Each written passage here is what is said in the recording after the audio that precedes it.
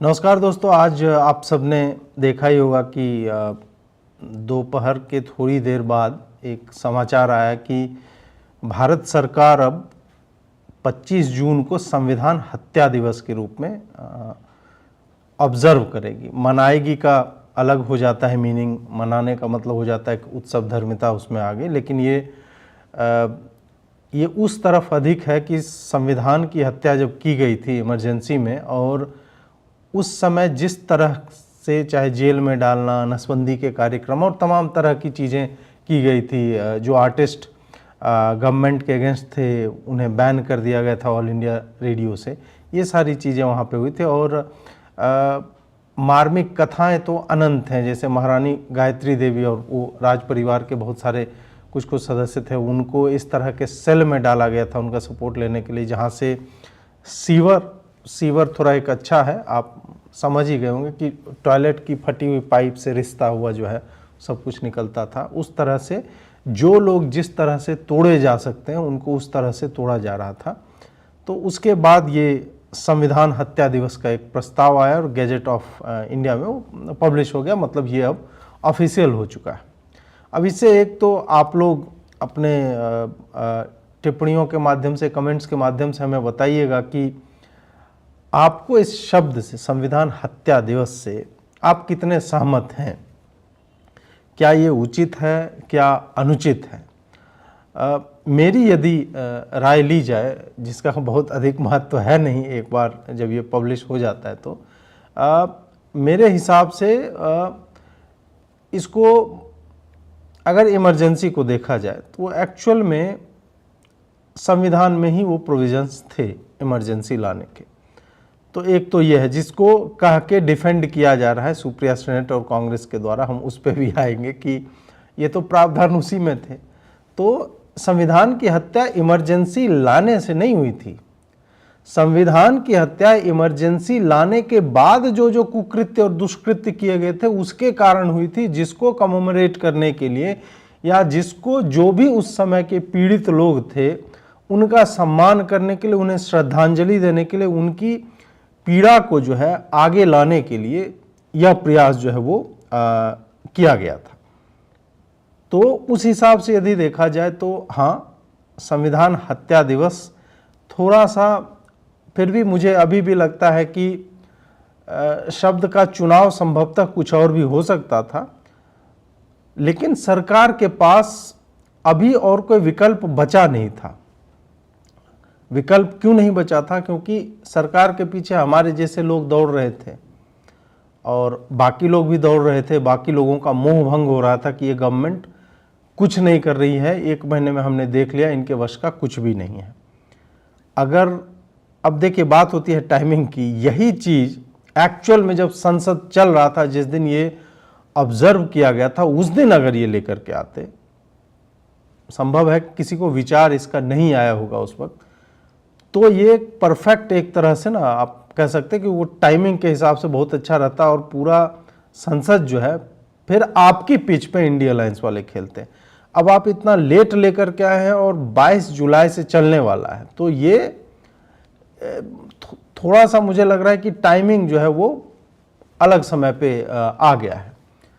और जब हम बात, फिर मैं शब्द की ही बात करूंगा कि क्या ये उचित शब्दावली है जो सरकार ने चुनी है, तो एक कारण यह भी है कि जब इंडी अलायंस वाले और सारे चोर डकैत सारे लोग इकट्ठा हो चुके हैं और आप पर जब लोकतंत्र की हत्या को मतलब नुक्तों की तरह छींटते रहते हैं, जहां चाहिए वहां पे फेंक रहे हैं, नहीं चाहिए वहां पे फेंक रहे हैं, हर बात पे कहीं कुछ होता है लोकतंत्र की हत्या हो गई, ये सारी चीजें करते हैं, तब फिर संभवतः गवर्नमेंट को एक संदेश देने के लिए, और जो इन्होंने बोला था कि हम इस इकोसिस्टम को उसी की भाषा में उत्तर देंगे, तो मुझे लग रहा है कि उस कारण से ऐसे शब्द चुने गए। तो कंटेक्स्ट अगर देखा जाए, परिस्थितियां देखी जाए कि किन परिस्थितियों में इस तरह के शब्दों का चयन हुआ है, तो वो जस्टिफाइड लगता है। लेकिन एक अलग, आज के 2 वर्ष बाद जब लोग इस चीज़ को संभवतः याद नहीं रखेंगे, 2 वर्ष तो मैं काफ़ी लंबा बोल गया हूँ, हिंदू की स्मृति तो 15 दिन की होती है, राम मंदिर बनने के बाद जो हुआ वो तो हमने देख ही लिया। तो उस हिसाब से 2 वर्ष के बाद कोई याद नहीं रखेगा कि विपक्ष किस तरह से बिहेव कर रहा था। लेकिन इस विपक्ष की विशेषता है कि ये 2 वर्ष बाद भी इसी तरह से बिहेव करते रहेंगे, तो फिर वो जो हो जाएगा। तीसरी बात जो है वो यह है कि आपने तो बना दिया, आने वाली सरकार आएगी वो इसको कैरी ऑन तो करने वाली नहीं है। तो वो हो सकता है कि निरस्त हो जाए, आज ना हो 15 साल बाद हो जाए, 20 वर्ष के बाद हो जाए, 25 के बाद हो जाए, कांग्रेस यह पाप अपने सर पर लेकर के नहीं चलेगी। अब इसी में एक और हिस्सा आता है कि यहाँ तो आपने ठीक है, ये तो पॉलिटिकल मूव है और राजनीतिक जो भी विपक्ष हैं आपके उसको शांत करने के लिए, नैरेटिव को ड्राइव करने के लिए आपने इस तरह का यहाँ पे दिया है। लेकिन वास्तव में आपको जहाँ पे ये करना चाहिए था, और पता नहीं कि इन्होंने नई पुस्तकों में डाला है कि नहीं, इमरजेंसी के काले अध्याय को उसकी ब्रूटैलिटी के साथ, चाहे वो 6ठी क्लास का बच्चा हो, 7वीं का हो, 8वीं का हो, सिविक्स नागरिक शास्त्र तो सारे बच्चों को पढ़ाया जाता है उसमें, और पॉलिटिकल साइंस में और हिस्ट्री में भी जब हम स्वतंत्र भारत का इतिहास पढ़ते हैं तो उसमें इस कालखंड को उसी गंभीरता के साथ, उसी डिटेलिंग के साथ पढ़ाया जाए जो ये डिज़र्व करता है, और जो भाजपा या एनडीए सरकार मानती है कि हमें, हमारे लिए इमरजेंसी का यह अर्थ है, यह तात्पर्य है। तो मुझे लगता है कि ये पैरेलली मल्टीपल लेवल पे ये कार्य करने की आवश्यकता है। एक तो आप कमोमेरेट कर रहे हो, ठीक है, स्कूलों में इंट्रोड्यूस करो कि इस दिन स्कूल में होगा क्या क्या। जितने भी केंद्र संचालित स्कूल हैं वहाँ पे बोलिए कि इस दिन को लेख लिखो, कार्टून्स बनाए जाएं, क्या क्या ब्रूटैलिटीज़ हुई थी उसको याद किया जाए। ऐसी कहानियों को उस दिन अखबारों में, आप मीडिया के माध्यम से एक एक पूरा पूरा पेज जो है आप एडवर्टोरियल छाप दो। पार्टी पैसा खर्चा करे, गवर्नमेंट पैसा खर्चा करे कि हम इस काले दिन को याद करते हैं जो हमारे इतिहास में ये दोबारा दोहराया ना जाए।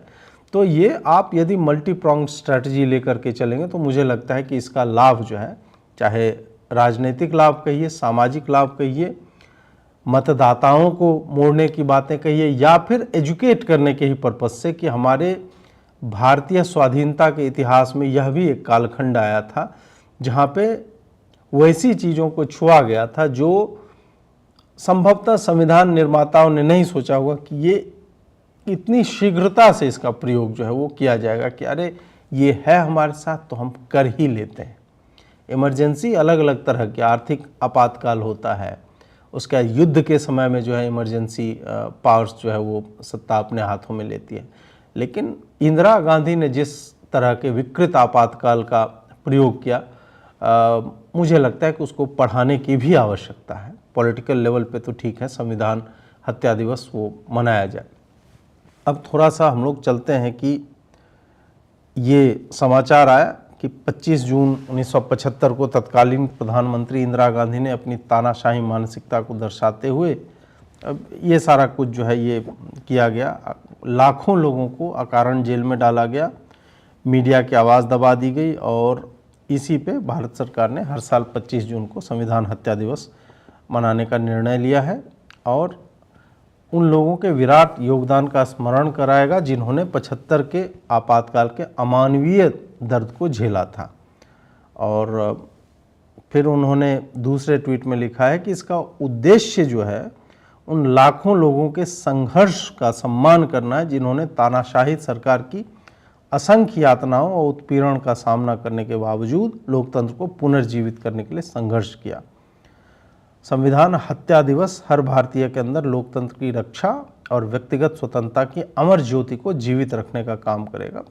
ये सारा कुछ जो है इन्होंने अमित शाह ने कहा है, और उसके बाद मोदी जी ने भी बताया, क्योंकि ये तो खुद ही भुक्तभोगी थे, देशवासियों को याद दिलाएगा कि संविधान के कुचले जाने के बाद देश को कैसे कैसे हालात से गुजरना पड़ा था और घोर पीड़ा जिन्होंने झेली उसको नमन करने का, और ये काले अध्याय के रूप में हमेशा याद रखा जाएगा। नरेंद्र मोदी ने ये कहा। उसके साथ ही अन्य नेताओं ने भी, भाजपा के योगी आदित्यनाथ जी ने भी उस पर किया है कि सत्याग्रहियों के बलिदान के पश्चात देश में लोकतंत्र पुनर्स्थापित हुआ।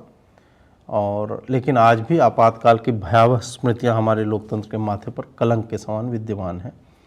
राजनाथ सिंह ने भी ये सब किया। और देखिए कि एक अनलाइकली सपोर्टर जो है इसका कौन निकल के आ गया। सुप्रिया श्रीनेट जी का है, 2012 का ट्वीट है कि ये darkest age of Indian democracy है और राजनारायण ने इंदिरा गांधी को डिफीट किया और कौन उनके बारे में जानता है। इन्होंने 25 जून को ही 2012 में लिखा था।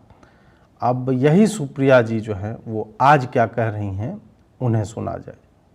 भारतीय जनता पार्टी ने संविधान हत्या दिवस का नाम दिया। ये इनकी असली सोच, इनका असली चाल चरित्र चेहरा, इनके अंदर की नफरत, कुंठा और हिंसात्मक प्रवृत्ति को दिखाता है। अरे संविधान की बात करनी थी तो संविधान बचाओ की बात करते, संविधान रक्षा की बात करते, संविधान सर्वोपरि की बात करते, संविधान हित की बात करते। संविधान और हत्या, देश में अभी संविधान की हत्या करने वाला कोई पैदा नहीं हुआ है। ये बात नरेंद्र मोदी और अमित शाह बखूबी जानते हैं। असलियत यह है कि संविधान को बदलने की इनकी सारी साजिशें नाकाम हो गई। इनका षड्यंत्र इस देश के सामने आ गया और यह देश उठ खड़ा हुआ इस संविधान के साथ।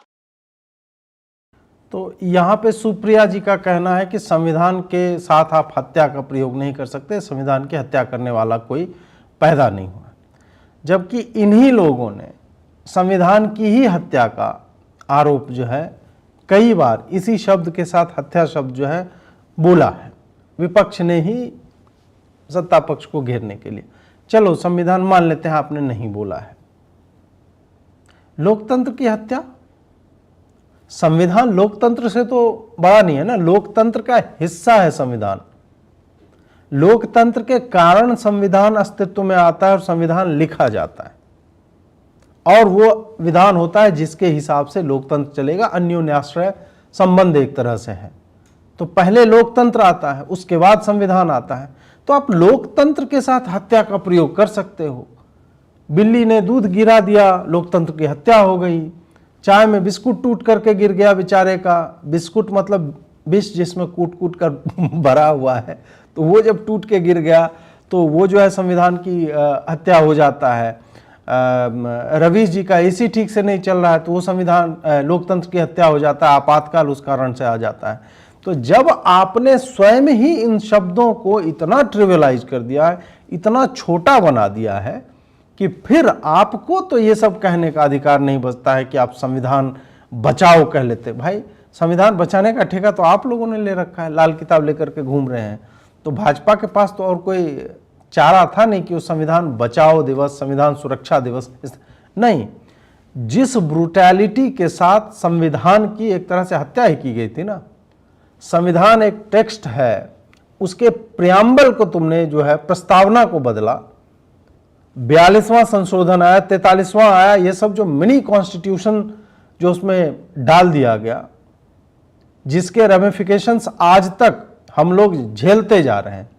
पहला अमेंडमेंट लेकर के कौन आया? पहला चाकू संविधान में नेहरू ने मारा है और बाकी वाला जो है जो काम बचता है तो वो आप देख लीजिए कि किसने किया है। वो एक ये मीम चल रहा है आजकल, उधर संविधान में आग लग रही है और ये एक मीम पॉलिटिक्स पे चर्चा वालों ने बनाया है। तो ये सारा तो हो ही रहा है। तो पहला छुरा तो वो सरदार खान नहीं मार रहा है जैसे करके, वो बर्फ तोड़ने वाला नहीं, वो सुआ वो घोंपे जा रहा है। तो वो घोंपने का काम तो नेहरू जी ने किया था। तो जवाहरलाल नेहरू ने पहला चाकू मारा संविधान को, वहां से रिसना आरंभ हो गया था संविधान का रक्त। और उस पर कितने भी आप टांके लगा लो, आपने टांके लगाने की जगह क्या क्या पता है? मिस्टर बीन जैसे इलाज करता है ना, वो पेट में हाथ ही डाल दिया ऐसे करके। इंदिरा गांधी ने संविधान में जो वो छेद किया था ना नेहरू ने, इंदिरा गांधी ने ऐसे हाथ डाला और फाड़ करके वो खोज रही थी कि वो चाकू का जो थोड़ा सा टुकड़ा गिर गया उसको निकालना है, और उसमें पूरा मुट्ठी डाल करके खोल दिया भीतर में। ये किया गया संविधान के साथ इंदिरा गांधी के द्वारा। तो तुम तो यार रहने दो ये हत्या और फलाना ढिमका जो वो कह रहे हो। आपको 50 साल पुरानी इमरजेंसी याद है, तो क्या आपको यह याद है कि इमरजेंसी के दूसरे चुनाव में इंदिरा जी को 43% वोट मिलकर 353 सीटें मिली थी 1980 में? आप क्या ये बताएंगे कि कब तक आप 50 साल पहले का घाव कुरेदते रहिएगा? कभी तो वो वक्त आएगा कि जब आप बेरोजगारी पर, महंगाई पर, आर्थिक असमानता पर बात करेंगे। आज का मुद्दा है नीट का परीक्षा, मणिपुर, अग्निवीर। आज का मुद्दा है 9 महीने में सबसे ऊंची बेरोजगारी। आज का मुद्दा है खाद्य, जो इतना दाम, फूड इन्फ्लेशन बढ़ता जा रहा है, उस पर कोई चर्चा नहीं, उसके बारे में कोई बात नहीं। और अगर बात करनी ही है हत्या दिवस मनाने की, तो रोजगार हत्या दिवस ये देश कब मनाएगा? 700 किसानों की शहादत हुई, उनकी शहादत का दिवस कब मनाया जाएगा? अगर हत्या की बात करनी ही है तो जितनी महिलाओं की आबरू और सम्मान आपकी नाक के नीचे लुटाए, उनकी आबरू सम्मान का हत्या दिवस कब मनाया जाएगा? चलिए, अब हर रोज इस देश में रोजगार हत्या दिवस मनाना जरूरी है, क्योंकि वो आपकी देन है। आपको 50 साल पुरानी इमरजेंसी याद है, तो क्या आपको यह याद है कि इमरजेंसी के दूसरे चुनाव में इंदिरा जी को 43%? ये मैंने दोबारा थोड़ा सा चला दिया। लॉजिक देखिए कि इमरजेंसी के बाद बोल रहे हैं कि इंदिरा गांधी को 353 या जो भी सीटें आई थी 43% वोट शेयर आया था। नरेंद्र मोदी को कितना वोट शेयर आया था 2014 में, 19 में? वो तो नहीं कहते हो। एनडीए को कितना वोट शेयर आया इस बार?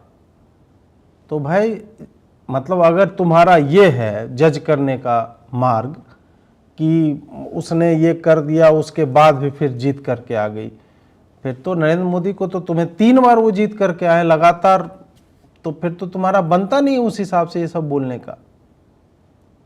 और दूसरी बात, तुम ईवीएम के हैकिंग की बात करते हो। इंदिरा गांधी किस तरह से चुनाव जीती थी, क्या इस तरह के आरोप नहीं है? बैलेट बॉक्स किस तरह से लूटे जाते थे? अमेठी में 11 बजे तक चुनाव कैसे 90% वोटिंग हो जाया करती थी? कौन करवाता था ये सब? मतलब ये सारी बातें कोई बता नहीं रहा है, कोई चर्चा उस तरह से नहीं हो, तो कुछ भी मतलब सामने फोन लगा करके और पूरा स्क्रीन भर देती हो और उसके बाद जो है वो बोले जा रही हो कुछ भी। और बेरोजगारी की बात करोगे, 12.5 करोड़ लोगों को रोजगार मिला है पिछले कुछ वर्षों में। डेटा देख लो ना, तुमने 2.5 करोड़ दिए 10 वर्षों में और मोदी सरकार ने कितने दिए हैं? आरबीआई का डेटा है, उससे पहले मैंने एक शॉर्ट बनाया था, उसमें जाकर के देख लो, एक सर्वे हुआ था, इंडिपेंडेंट सर्वे, उसने बताया कि कितना जॉब क्रिएट हुआ है। बोले बेरोजगारी किधर? पिछले 9 महीने में, 9 महीने में है ना, पिछले 25 सालों में तो नहीं है ना सबसे अधिक, पिछले 10 वर्षों में तो नहीं है ना सबसे अधिक। और ये डाटा तुम्हारे मन की बातें हैं, ये कोई भी सर्टिफाइड किसी एजेंसी का डेटा नहीं है। सो के उठे राहुल गांधी बोलो यार बहुत बेरोजगारी हो रही। भाई तुम लोग बेरोजगार हो इसका मतलब नहीं है कि सारे युवा बेरोजगार हैं। तुम दिन भर उठ करके फेक न्यूज फैलाते हो, इसका मतलब ये नहीं है कि जो फेक न्यूज तुम फैला रहे हो फूड इन्फ्लेशन ज्यादा। कहाँ फूड इन्फ्लेशन ज्यादा है? टमाटर का दाम बढ़ता है तो तुम कहते हो कि जो है आम आदमी को मिल नहीं रहा है, घटता है तो बोलते हो कि यार किसान को पैसा नहीं मिल रहा है। तो ये थोड़ा सा तय करो और इन्फ्लेशन का डेटा देख लो, हिस्टोरिकल डेटा देख लो। या हम भी कहें कि 1947 में 18 पैसे लीटर हुआ करता था दूध, और आज जब मनमोहन थे उस वक्त जो है वो हो गया था 26 रुपया। जोड़े उस तरह से भी देखा जाना चाहिए। 26 रुपया में कम ही संभवतः बोल रहा हूं, तो वो तो तुम नहीं बोलोगे, वो डेटा तुम भूल जाओ। 18 पैसे से तुम कहां तक पहुंच गए? पेट्रोल का दाम 40 से 64, पेट्रोल का दाम नहीं, रूपी का 40 से 64 हो जाता है, और 64 से 82 होता है 10 वर्षों में। तो तुम जो है एकदम कि नहीं रूपी जो है गिरता जा रहा है। भाई हार्ड डेटा है जो तुम्हारे क्लेम्स को सपोर्ट नहीं करता है, इसलिए कभी कभी चुप भी मुझे लगता है कि रह जाना चाहिए। अब इसी पे देखिए मनोज झा जी ने भी हत्या पे कुछ बात की है। देखिए कौन बोल रहे हैं ये? अभी मैंने देखा गृह मंत्री जी का, कैसे बोल पा रहे हैं भाई? आप लोगों ने तो खुद ही संविधान को तहस-नहस करके रख दिया, उसके मर्म को आहत करके रख दिया। चुने हुए प्रतिनिधियों को जेल में रखे, ह्यूमन राइट एक्टिविस्ट जेल में है, फादर स्टेन स्वामी दुनिया से चले गए।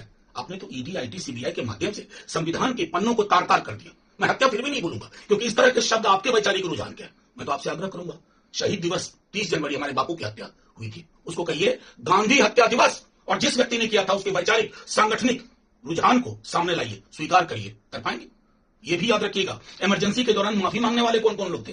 सब आप ही के संगठन के थे या नागपुर वाले संगठन के थे। वो चिट्ठियां पब्लिक डोमेन में है, तो दोहरा चरित्र नहीं होना चाहिए। संविधान ने आपको एक झटका दिया इस मैंडेट में उस झटके से उबरने के लिए बेहतर चीजें तलाश करिए। अगर आप इसे कहते हैं संविधान संकल्प दिवस तो अच्छा लगता है, लेकिन मैं क्या करूं, आपके दिमाग में तो विभीषिका, हत्या ऐसे ही शब्द रहते हैं। ये आपकी पेट शब्दावली है। इस शब्दावली से मुक्ति पाइए, संविधान को पढ़िए और गढ़िए वैसा समाज जो आप में है नहीं संभवतः कैपेबिलिटी।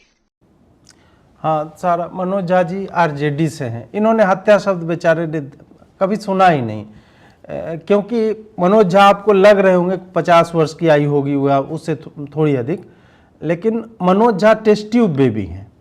और टेस्ट ट्यूब नहीं, इनको घड़े में पाला गया था। लगभग इनके जीवन के 40 वर्ष जो है ना, ये घड़े में ही रहे, तो इनको पता ही नहीं चला कि यार शहाबुद्दीन क्या कर रहा था लालू की शाह पे, लालू यादव अपने टाइम पे क्या कर रहे थे, गुंडों का जो साम्राज्य चल रहा था बिहार में, वो हत्या कहाँ कर रहे थे। वो तो AK-47 संकल्प दिवस मनाते थे बिहार में। सड़कें नहीं थी, पुल जो उन्होंने बनाए 30-30 साल में ध्वस्त होकर अभी तक गिर रहे हैं। अपहरण का उद्योग चला करता था, तो अपहरण उद्योग दिवस इस टाइप से बोलते। हत्या नहीं होती थी। 5 लाख रुपया के लिए, 3 लाख रुपया के लिए तो बड़ी बात हो गई लालू के टाइम में। 10 रुपये के लिए हत्या होती थी। मुझे याद है, हमारे गणित के एक शिक्षक थे, वो स्प्लेंडर से जा रहे थे, और मैं बात कर रहा हूँ, मुझे लग रहा है 1995-96 के, अजय उनका नाम था। और उनको गुंडों ने ऐसे ही सामने बोला स्प्लेंडर दे दे, तो वो बोले कि नहीं देंगे, सीधे मार दिया, माथे पे गोली मार दी। और कई बार मैंने आपको उस समय के दुर्दिनों के बारे में बताया है कि घर के लोग अपना घर बनवाते थे ना, तो बाहर में रंग पेंट नहीं करवाते थे, क्योंकि पिस्तौल की फोटो के साथ आ जाएगा यादव गैंग, ऐसे करके। देखा है ना आप लोगों ने, वो यादव गैंग वाला तो अभी आया था जब दोबारा ये लोग सत्ता में आए थे तब। तो मनोज झा कहाँ बेचारे, वो तो हत्या सब सुनते हैं उनका खड़ा हो जाता है, मतलब रोम रोम, और वो अकड़ जाती है देह उनकी कि भाई नहीं नहीं नहीं, हत्या मत बोलो यार, हत्या मत बोलो। लालू जी क्या कर रहे थे, जनसंख्या नियंत्रण कानून चल रहा होगा उनमें। बाथे में जो नरसंहार हुआ था किसके टाइम में हुआ था? 38 राजपूतों को घर की चौखट पे गड्ढा खान करके गड़ासे से काटा गया था। वो क्या था? वो हत्या नहीं थी। वो सब दुर्दिन याद नहीं है तुम्हें? गांव के गांव जलाए जाते थे, सवर्णों की भूमि पे लाल झंडा गाड़ दिया जाता था, बोला था कि ये MCC का अब हो गया। लोग अपने बच्चों को अपने घर में नहीं रखते थे, किसी दूसरे राज्य में भेजते थे पढ़ने के लिए। हम उन समयों से गुजर के आए, और संजय झा तुम जो है कम से कम संविधान और ये स्कोडा लहसुन, ये ऐसे लोग मिले तो ये संविधान और हत्या और गांधी और गोडसे की बात कर रहे हैं। हाँ, गांधी की हत्या की गोडसे ने, गोडसे को लगा कि जस्टिफाइड है, इस आदमी का रहना राष्ट्र हित में जो है वो अनावश्यक है, खत्म कर दिया उनको। उस पर चर्चा करो ना, गोडसे ने क्या बोला उस पर चर्चा करो, उस पर बृहद चर्चा होनी चाहिए, उस पर संसद में चर्चा होनी चाहिए। एक दिन चर्चा कर ही लो। हम नहीं मानते गांधी को कि वो फादर ऑफ नेशन है। फादर ऑफ नेशन भगवान राम है, महाराज शांतनु है, फादर ऑफ नेशन मनु है। राष्ट्रपिता वो हो सकते हैं, ऐसे लोग राष्ट्रपिता नहीं हो सकते जिनका जीवन और चरित्र संदिग्ध है, जिनके बारे में हर दिन कोई ना कोई नई कहानी आ जाती है कि ये किसके साथ क्या किया करते थे। ऐसे व्यक्ति की हत्या से यदि राष्ट्र बच जाता है, एक अच्छी स्थिति में पहुंचता है, इसी व्यक्ति की जिद के कारण नेहरू बना ना प्रधानमंत्री। इसी व्यक्ति की जिद के कारण हमें जो है उतने पैसे देने पड़े थे पाकिस्तान को। गांधी जैसे लोगों की छवि इस तरह से गढ़ दी गई कि उसको जो है एकदम इंटरनेशनल आइकॉन बना दो, ये सब बना करके उसको मनाया जाते रहना। इसका मतलब ये नहीं कि आजीवन लोग उनका एक्सेस जो अभिलेखागारों में छपी हुई किताबों तक नहीं रहेगा।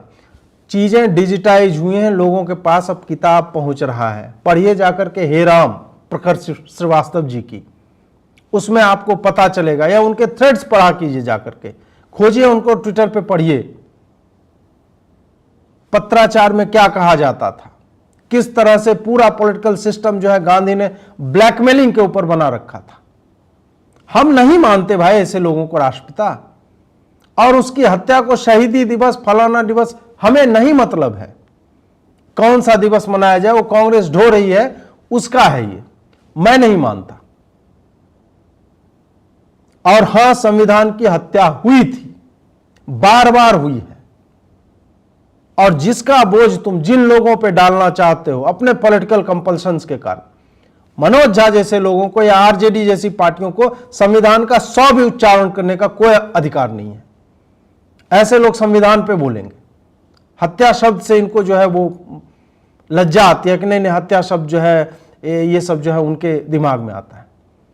लालू प्रसाद यादव के राज में जो पले बढ़े हैं, और वो किसी पार्टी, क्या व्यवस्था है ऐसे लोगों की, झा नाम है इसमें, झा, पता करो ना, बुरा बाल में तुम्हारा कहां, झा कहां पे था तुम्हारा। और वो खाली नारा नहीं था साफ करने का, साफ किए गए हैं। लोगों ने अपने जातिगत उपनाम जो है ना हटाए हैं। हम उस दौर से आते हैं, और तुम बताओगे हमें कि संविधान और हत्या जो है भाजपा को करना चाहिए और ये नहीं करना चाहिए। ऐसे लोगों का जो हाल है ना, देख लो ना, हो रहा है। ये सब कर्मफल भोग करके जाएंगे ऐसे सारे लोग। बिहार की एक पूरी पीढ़ी को बर्बाद किया इन लोगों ने, और ये बात करेंगे संविधान और हत्या और फलाना और ढिमका के ऊपर। चोर साले। हाँ, ये जयराम रमेश का ठीक है, ये बेचारा इसको बोल दिया कीवर्ड बाय स्टफिंग करो नॉन बायोलॉजिकल प्रधानमंत्री। इसमें 1/3 प्रधानमंत्री नहीं लिखा बेचारा वो। तो हाँ, ये बोल रहे हैं कि एक बार फिर हिपोक्रेसी से भरा एक हेडलाइन बनाने का प्रयास कर रहे हैं, लेकिन भारत के लोगों से 4 जून 2024, जिसे इतिहास में मोदी मुक्ति दिवस। भाई जयराम रमेश, मतलब समझ रहे हैं यार, बुढ़े हो गए हैं आप, बाल पक गए हैं आप, और हर जगह के लगभग। दिमाग भी मुझे लग रहा है कि हर जगह से, मतलब नाक वाक का भी बाल, मैं मतलब डोंट गो दैट बिलो। तो भाई परिपक्वता मतलब आई पक के, कुछ होता है ना कि मतलब फल जो है वो कच्चा होता है, फिर बढ़ता है, थोड़ा कठोर होगा, फिर पकेगा, फिर उसके बाद सड़ना आरंभ हो जाता है उसका। इसी कारण कुछ लोग को रिटायर हो जाना चाहिए कुछ समय के बाद, लेकिन कुछ लोग रिटायर होते नहीं है, वो समाज पे बोझ बन के वो बेचारे चलते रहते हैं। तो यही जयराम रमेश का है। अब सोचिए कि ये तो दिमाग किसी का वही शॉर्ट सर्किट हो जाता है, कुछ वो स्ट्रिप चाटते हैं ना लोग, वो LSD टाइप का कुछ होता है, मैं तो उसका सेवन करता नहीं, होता है या किन्हीं अन्य कारणों से भी हो जाता है, शॉर्ट सर्किट हो जाता है दिमाग में। तो ऐसे लोग जो है जयराम रमेश टाइप के, जो लिख रहे हैं 4 जून को मोदी मुक्ति, मोदी से तुमको मुक्ति मिली है? मोदी तुम्हें घोड़ा बना के चढ़ के और लगाम खींच रहा है तुम्हारी, कहां हो? उसी मोदी ने तुम्हारे ऊपर ये संविधान हत्या दिवस जो है वो डाला है। किस मुगालते ये लोग, मतलब मुझे लगता है समानांतर ब्रह्मांड के किसी अर्थ 413 पर आ रहे हैं क्या, जिनको अंदाजा ही नहीं है कि दुनिया में क्या चल रहा है। मोदी तुम्हारा बाप बन के छाती पे चढ़ के बैठा हुआ है, और यदि मोदी ने जो बोला है उस दिन संसद में, यदि वो अपनी बात पे वो टिका रह गया, तो तुम लोगों के पिछवाड़े से लहसुन चुआ देगा वो वैसा व्यक्ति है। तो ये तुम 1/3 प्राइम मिनिस्टर और ये नॉन बायोलॉजिकल, वो बायोलॉजी, फिजिक्स, ज्योग्राफी, इतिहास सब कुछ तुम्हारा बदल देगा वो। ऐसे लोगों को मत छेड़ो। और ये सब मतलब ठीक है, मन में मनाओ मोदी मुक्ति दिवस, तो हो गया। तो मन में तो राहुल गांधी भी प्रधानमंत्री हैं, तो अब ऐसे लोगों का क्या किया जाए, मान रहे हैं। अब देखिए आगे क्या लिखा है जयराम भाई ने। हाँ, कि मोदी मुक्ति दिवस को मिली निर्णायक व्यक्तिगत, राजनीतिक और नैतिक हार। बहुत बढ़िया, तुम नैतिक हार से नैतिक प्रधानमंत्री बना लो उसको, अपना तुम्हारा मालिक है। जगलिंग कर रहे हो गेंदों के साथ जो तुम सर्कस वाला, तो करते रहो। उन्होंने 10 सालों तक अघोषित आपातकाल लगा रखा था, बहुत बढ़िया। यही वो नॉन बायोलॉजिकल प्रधानमंत्री हैं जिन्होंने भारत के संविधान और उसके सिद्धांतों, मूल्यों एवं संस्थानों पर सुनियोजित ढंग से हमला किया। अच्छा, जिनके वैचारिक परिवार ने नवंबर 1949 में भारत के संविधान को इसी आधार पर खारिज कर दिया था कि यह मनुस्मृति से प्रेरित नहीं। ओके, यही वह नॉन बायोलॉजिकल प्रधानमंत्री है जिसके लिए डेमोक्रेसी का मतलब डेमोकुर्सी है। भाई साहब, उसके बाद लगा हो यार डेमोक्रेसी को डेमोकुर्सी मैंने लिख दिया। मतलब इस उम्र में भी जो बाइडन भले ही व्लादिमीर ज़ेलेंस्की को व्लादिमीर पुतिन बोल दे और कमला हैरिस को ट्रंप बोल दे, लेकिन मैं तो अभी भी डेमोक्रेसी को डेमोकुर्सी बोल सकता हूँ। और उसके बाद आसपास के लोगों ने तालियां बजाई होगी, नर नारी गंधर्व किन्नर ने पुष्पवृष्टि की होगी। तो ये सारा कुछ हुआ। मतलब नैतिक रूप से जीत गए ना, व्यक्तिगत रूप से जीते हैं राहुल गांधी, नैतिक रूप से जीते हैं मोदी तो हार गया है। तो इनको लग रहा है कि यार लिखो यार, इसकी बयान की मजे मजे एकदम जो है पूरा इनका चल रहा है जयराम जी का। ठीक है जयराम जी, आपको what ever makes you sleep at night, और गर्मी में सोइए एकदम मजे मजे। हाँ, अब अखिलेश यादव जी जो आए हैं, 30 जनवरी को बापू हत्या दिवस और लोकतंत्र हत्या दिवस के संयुक्त दिवस के रूप में मनाना चाहिए, क्योंकि इसी दिन चंडीगढ़ में भाजपा ने मेयर चुनाव में धांधली की थी। एक और हत्या दिवस बताते हैं हम आपको, अखिलेश यादव जी, कार सेवक हत्या दिवस सुने हो? सोए हुए लोगों के मस्तिष्क में 7-7 गोलियां मारी गई थी। आपके पिताश्री ने ये कार्य करवाया था। तो उस पर भी एक आध बार डेट पता करो किस डेट को ये सब हुआ था। और इतना दिवस जब नोट किए हो, मैं लोगों को दिखा ही देता हूँ। ये मणिपुर नारी सम्मान मान अपमान हत्या दिवस, बताइए, मान हत्या दिवस तो समझ में, अपमान का भी हत्या दिवस। तो इसीलिए लोग कहते हैं कि थोड़ा पढ़ लिख लेना चाहिए। वो 2019 के एफिडेविट में ऑस्ट्रेलिया जाते हैं लोग, और 24 में आते आते ऑस्ट्रेलिया हट के वही उत्तर प्रदेश का कोई ग्रामीण संस्थान जो उसका नाम, तो ठीक है, होता है सब, पढ़ लिख लेने से ठीक रहता है। लेकिन छोड़िए, हाथरस की बेटी हत्या दिवस। हाँ भाई, वो हाथरस की बेटी तो हमें भी पता है, उसमें कुछ निकल के तो आया नहीं फोरेंसिक में।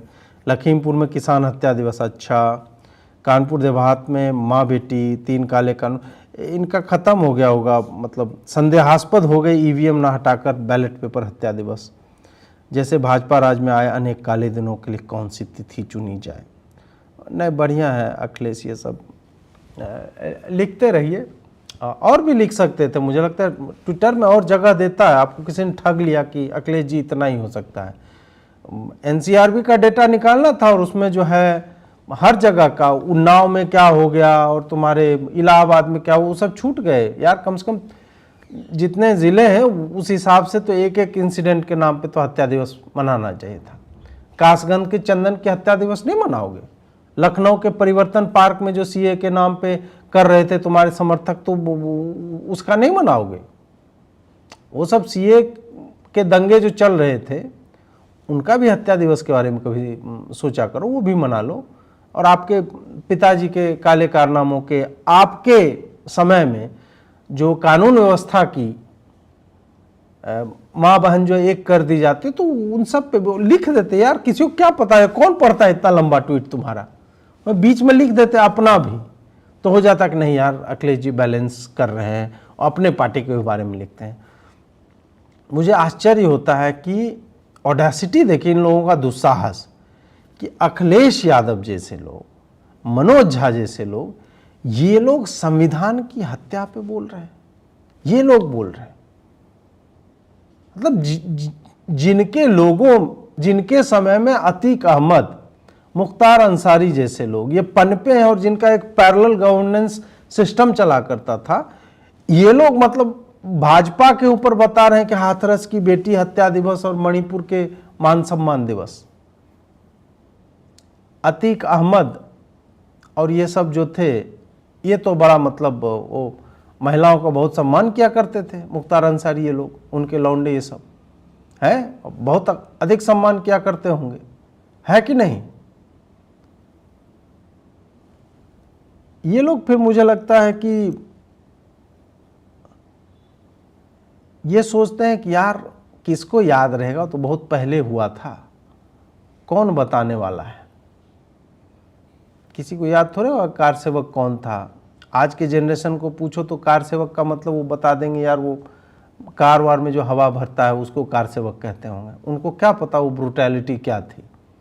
लेकिन ये हमारे और आपके ऊपर है कि ऐसे लोगों के दुष्कृत्यों को हम लगातार बताएं और इन लोगों को छीलते रहें,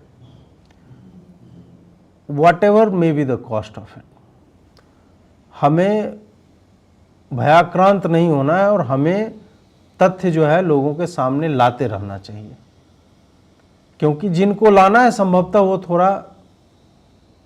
थोड़ी देर हो जाती है उनको जगने में, उनको प्लान करने में, उनको लिखने में, बोलने में। तो इस कारण से, जैसे सामान्य घटना बताता हूं मैं कि कैसे हमारे लोग नैरेटिव कैसे, मतलब उनके सामने से नैरेटिव ऐसे फिजल आउट कर जाता है। राहुल गांधी ने बोला हिंदू हिंसक है, तमाम तरह की बातें बोली, नफरत फैलाता है, घृणा की बातें करता है, ये सब बोला। अब इस पे भाजपा ने कैसे डिफेंड किया? भाजपा संसद के भीतर बोले हिंदू हिंसक नहीं है। मतलब हमारे भगवान राम के हाथ में तीर धनुष क्या है? वो इंटीरियर डेकोरेशन का आइटम है। भगवान कृष्ण के हाथ में एक बांसुरी है, चक्र भी तो है, सुदर्शन। शिव जी का त्रिशूल, शिव जी का रुद्रावतार, अभ्युत्थानम अधर्मस्यम तदात्मानम सृज्याम्यहम। तो स्वयं को सृजित करते हैं, जो अवतार लेते हैं वो किस कारण से लेते हैं? विनाशाय च दुष्कृताम। विनाश और संहार हमारे भगवानों का, उनके अवतार का एकमात्र उद्देश्य होता है, और बाकी चीजें जो होते हैं बाय प्रोडक्ट होती है कि जीवन ऐसे जीना चाहिए। जब जब होए धर्म की हानि, ये है हमें हमारे एक सड़ी हुई एजुकेशन सिस्टम ने, उसके बाद फिल्म मेकिंग ने, इन सब ने हमें धिम्मी हिंदू बना करके रख दिया है, जहां पे आपको कहा जाता है हिंदू हिंसक है, तो आप संदर्भ भूल जाते हैं कि यार किस कंटेक्स्ट में ये बोल रहा है, और आप हिंसक शब्द के दो आयाम प्रस्तुत नहीं कर पाते। आप में ना विद्वान लोग नहीं है क्या? त्रिवेदी, चतुर्वेदी, अष्टवेदी, पता नहीं, मतलब जितने भी वेद होते हैं उन सब के नाम वाले तो घूम रहे हैं, दुबे, चौबे, छब्बे सब घूम रहे हैं, और दावा भी किया जाता है कि बहुत पढ़े लिखे लोग हैं, संघ में हैं और भाजपा में हैं। क्या इन लोगों के समझ में यह नहीं आया कि तुम क्या बोल रहे हो संसद में कि हिंदू हिंसक नहीं होते? भाई हिंदू हिंसक होता है, और हिंदुओं को हिंसक होना चाहिए यदि उनके अस्तित्व पे संकट आ जाए, और हिंदू हर बार हिंसक हुआ है। महाभारत क्या वो मतलब प्रेम कहानी है? रामायण का एक हिस्सा क्या प्रेम कहानी है? बाकी हमारे पुराणों में क्या प्रेम कथाएं लिखी हुई हैं? इतने राक्षसों का संहार जो है, रक्तबीज हो गए, वृकासुर हो गए, और तमाम तरह के राक्षस थे, तो वो क्या है? वो डिज्नीलैंड है क्या उसमें लिखा हुआ हमारे पुराणों में? पढ़िए वो कहानियां जाकर के। हिंदू भाई हिंसक है, धर्म को बचाने के लिए हिंसा एकमात्र मार्ग होता है। कुरुक्षेत्र की धरती लाल हो गई, वो गुलाब नहीं छींटे थे कि गुलाब की पंखुड़ियों से वहां की धरती लाल हो गई थी। यह प्रमाण है हमारी हिंसा का, हमारी क्षमता का, कि अगर अधर्मी हमारी तरफ आंख उठा के देखता है तो we are going to gouge those eyes. हम वो हैं, हिंदू वो होता है। हिंदू बिल्कुल हिंसक होता है, हिंदुओं को हिंसक होना चाहिए, 100% हिंसक होना चाहिए यदि हमारे अस्तित्व पे संकट आता है तो। इतनी सी बात जो मेरे जैसा व्यक्ति, जिसने न मतलब वेद के अध्ययन का दावा करता है, न पुराणों के अध्ययन का दावा करता है, महाभारत रामायण किसी के भी अध्ययन का दावा नहीं करता, जब मैं यह समझ सकता हूं कि मेरे धर्म का आधार बिंदु क्या है, तुमने वो चूरन अहिंसा परमो धर्म, भाई वो किस संदर्भ में है अहिंसा परमो धर्म, वह भी तो जान लो। इनके पास इस शब्द की व्याख्या करने वाले लोग नहीं है संसद भवन में, और वहां पे डिफेंसिव आपके ऊपर बोल दिया गया कि हिंदू हिंसक होता है। नहीं, हिंदू हिंसक नहीं होता, हिंदू हिंसक नहीं होता। हम तो बड़े प्रेम से रहने वाले लोग हैं। हिंदुओं को अपने धर्म की रक्षा के लिए, अपने माता पिता की रक्षा के लिए, अपने समाज की रक्षा के लिए, यार वो हिंदू कौन थे जिन्होंने जने और शिखा कटवाने से मना किया था और वो अपना सर कटा दिया? वो हिंदू कौन थे जिन्होंने लगातार युद्ध लड़े? हमारे अखाड़े वाले साधु संत कौन हैं? शस्त्र पूजा क्यों करते हैं? हमारी माता दुर्गा के हाथ में उतने शस्त्र क्यों हैं? वो क्या उधर टांगने के लिए हैं? वो क्या हिंसा नहीं है? बिल्कुल विशुद्ध हिंसा है, लेकिन हिंसा का संदर्भ कुछ और है। तो जो जवाब आपको देना था कि राहुल गांधी, तुम जिन हिंदुओं को हिंसक कह रहे हो वो हिंसक नहीं है, लेकिन ऐसी बात नहीं है कि हिंदू हिंसक नहीं होता है। हिंदू बिल्कुल हिंसक होता है और हिंदुओं को हिंसक होना भी चाहिए। अब मैं क्या कहूं, मतलब मीडियोकर लोग भरे हुए हैं, औसत लोग हैं, औसत तरह की सोच है, वो कभी भी ढंग की बात करने में सफल नहीं होते। रिस्पॉन्स देना है, वो 72 दिन लेट से आएगा, नहीं देंगे, सो जाएंगे, आपको बोल देंगे आप फ्रिंज हो, तुम जो है कुछ ज्यादा ही बोलते हो। तरह तरह से जो व्यक्ति सही बात करेगा उसी को रोकने की चेष्टाएं तरह तरह से होती रहती हैं।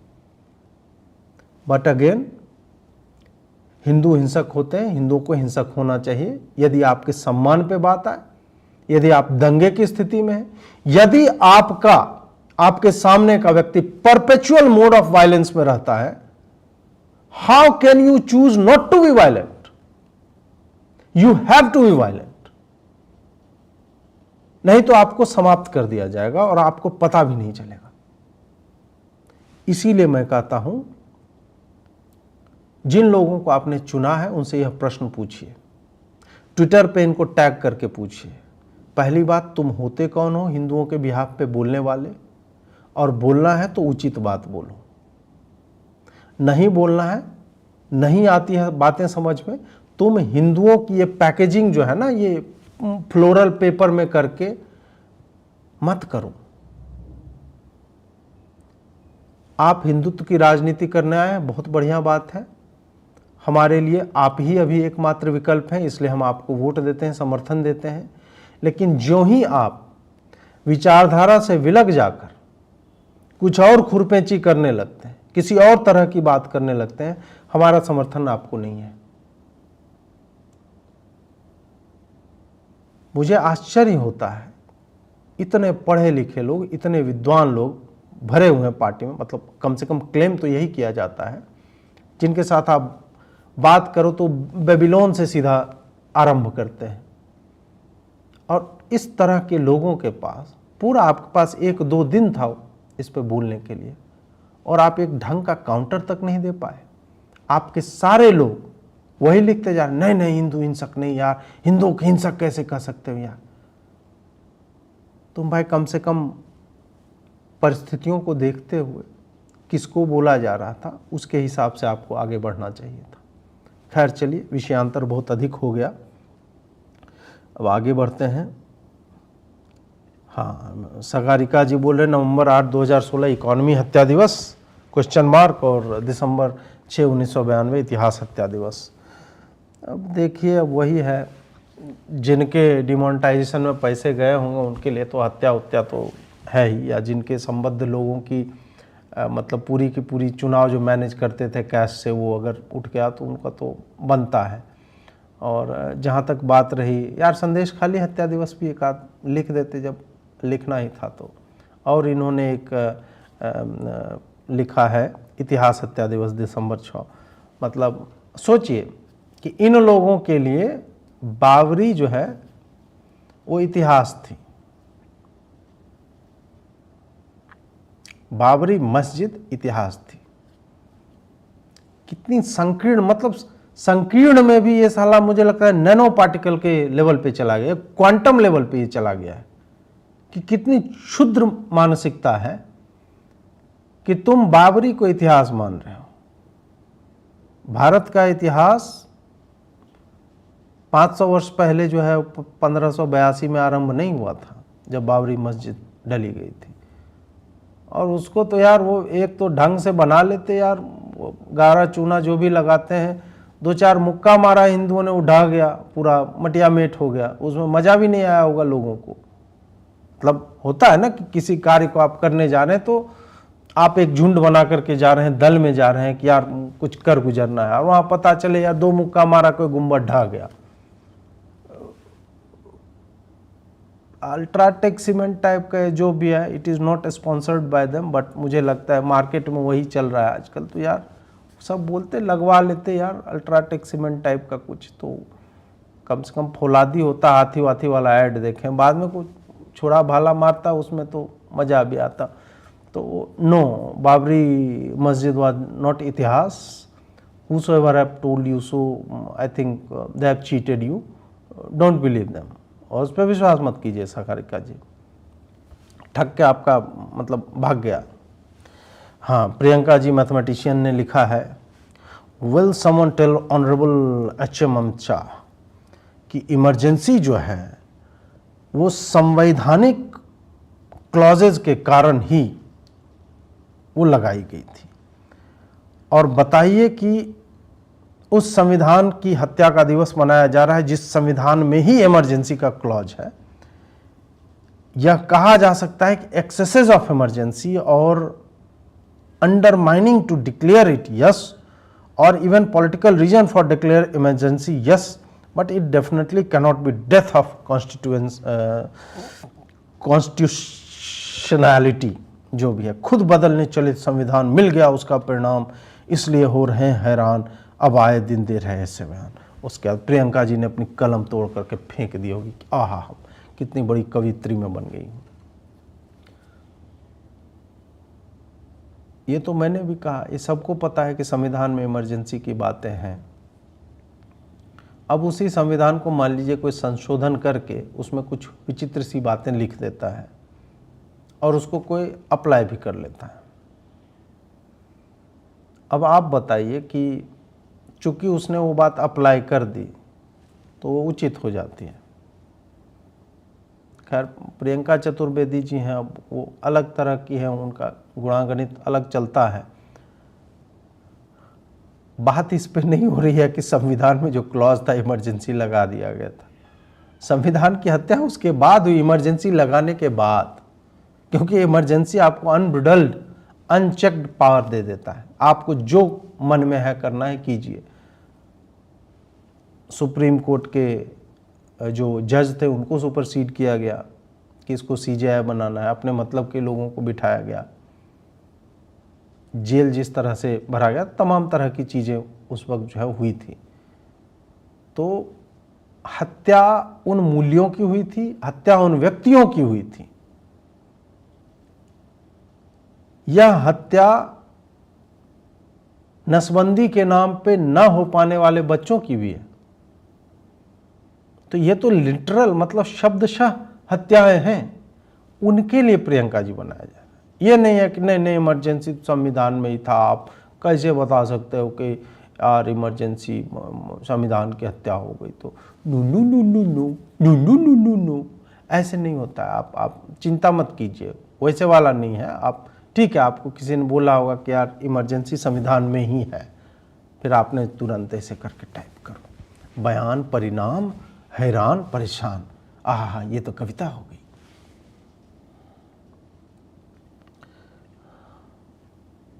अच्छा हाँ, तो संविधान हत्या जो है, ये प्रकरण जो है यहाँ तक चला है। मित्रों, आप लोग प्रश्न जो है पूछते रहिए, मैं प्रश्नों का उत्तर दूंगा थोड़ी देर में।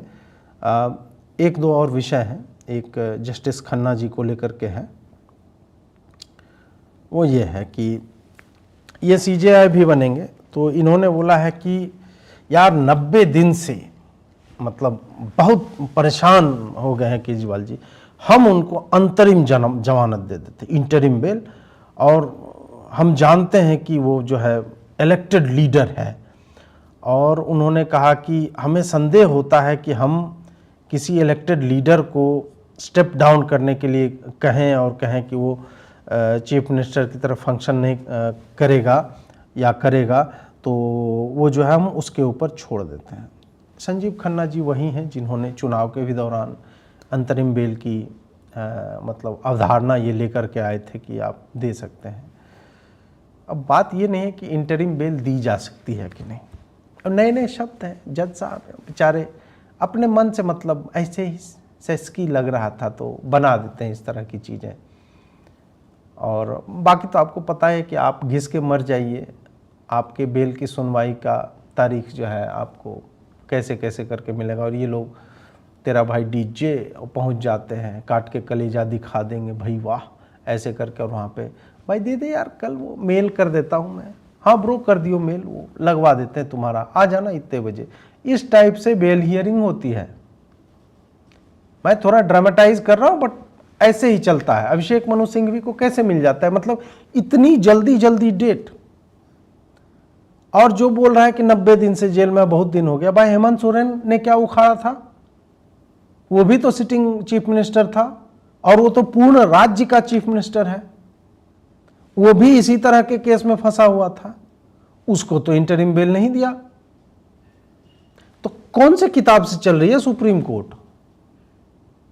भारतीय न्याय संहिता की जगह संजीव न्याय संहिता या इस टाइप की कुछ मतलब बनाए हो, हमें पता नहीं, अमित शाह ने बताना भूल गए होंगे बेचारे कि साइड में है चीफ जस्टिस और जो माफ कीजिए बाकी न्यायाधीश होते हैं वो अपनी भी न्याय संहिता लिख सकते हैं और चिपका सकते हैं नेक्स्चर्स।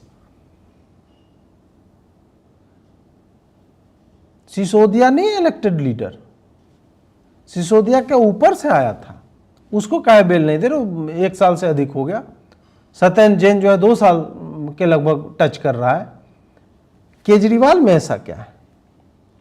उसको अंतरिम बेल, भाई पूरा ही दे दो ना। ये अंतरिम और बाह्य बेल क्या होता है? पूरा दो, बढ़िया से बेल दे दो और बेल के कंडीशन देखिए। मतलब ये लोग अपने हिसाब से कि 50,000 जो है जमानत का बॉन्ड और श्योरिटी देना है, सीएम दफ्तर और सचिवालय का दौरा नहीं करेंगे, आधिकारिक फाइलों पे, ये पहले भी आया था। भूमिका केस के में अपनी भूमिका के संबंध में कोई टिप्पणी नहीं करेंगे और किसी भी गवाह के साथ। भाई साहब यही सारे टर्म्स खन्ना जी आपने दिया था। अंतरिम बेल जो आपने बीच में दे दिया था ना कि नहीं भाई ये यार चुनाव प्रचार कर ही लेगा, क्या हो जाएगा आपका। वो शराब घोटाले की भी बात कर रहा है, वो इस बात को भुना भी रहा है कि कोर्ट ने जो है मुझे अंतरिम बेल दे दिया तो सत्य बोल रहा है कोर्ट। वो सारा कुछ कर रहा है, सारे कंडीशंस वायलेट कर रहा है।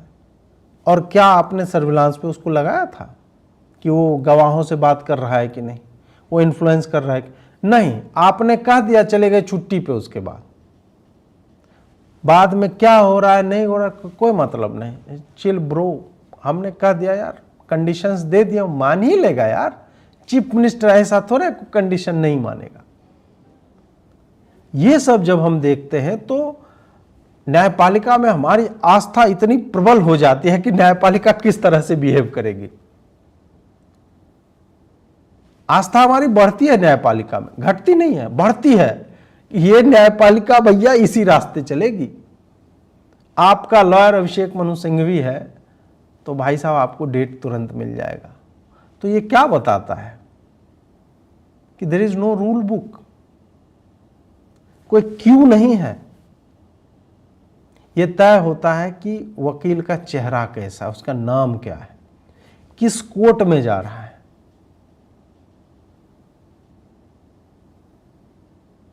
तो ऑब्वियस सी बात है कि आस्था तो प्रबल होगी ही न्यायपालिका में। तो जस्टिस खन्ना तो मतलब हमें भविष्य दिख रहा है भारत का।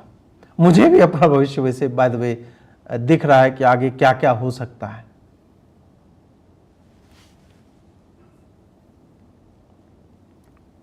अब उसके बाद जो, हाँ अरे राजदीप जी ने भी लिखा है, बिग ब्रेकिंग, सुप्रीम कोर्ट ने कहा कि इनकार्सिक्रेशन हो गया इनके साथ 90 दिन में, और given right to life is concern since matter is refer to larger bench we direct interim bail पे निकाल दो। लेकिन वही है कि इस पे जो है इन्होंने जो मतलब इंटरिम बेल दिए वो अप्लाई होगा नहीं, मतलब अप्लाई हो जाएगा, बट सीबीआई ने जो एक केस और किया हुआ है तो उसके कारण वो तिहाड़ में ही अभी रहेंगे, अभी बाहर नहीं आएंगे। तो वो आम आदमी पार्टी वाले जो पोस्टर बेचारे बना के रखते हैं वो रखे हुए होंगे कि जेल का फाटक टूट गया, शेर हमारा छूट गया टाइप का, वो सब बना कर बब्बर शेर आ रहा है, सत्यमेव जयते, इस तरह से कि इंटरिम बेल मिलती है तो उसको ये मना लेते हैं कि आरोप मुक्त हो गया। तो ऐसा नहीं है। खैर इनका समझ में आता है राजदीप भाई का। अब इसके बाद एक और कांड हुआ है, वो कांड ये है, ये अभी कर्नाटक की मैं बात करने जा रहा हूँ। कर्नाटक का एक आया था, कर्नाटक 11,000 करोड़ रुपए SC ST वेलफेयर फंड का पोल गारंटी जो इन्होंने दी थी उसको फुलफिल करने, ये 2023 के जुलाई का है। और फिर सिद्धारमैया बोलता है कि 10,000 करोड़ बजट माइनॉरिटी के लिए वो किया जाएगा, ये 6 दिसंबर 2023 का है, ये भी है। उसके बाद जो मैं आपको दिखाना चाह रहा था, ये पुराना है एक इनका, कि इनके जो थे फाइनेंशियल एडवाइज़र